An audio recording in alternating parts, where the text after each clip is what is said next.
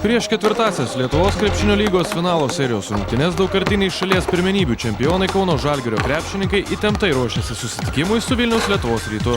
Komandos kapitonas Dainius Šalenga sako, kad ekipa yra pasiruošusi kautis. Viskas tas pats kaip ir prieš normalias varžybas, tai kai visą sezoną plius minus darom, taip ir dabar ruošiamės. Labai geras metas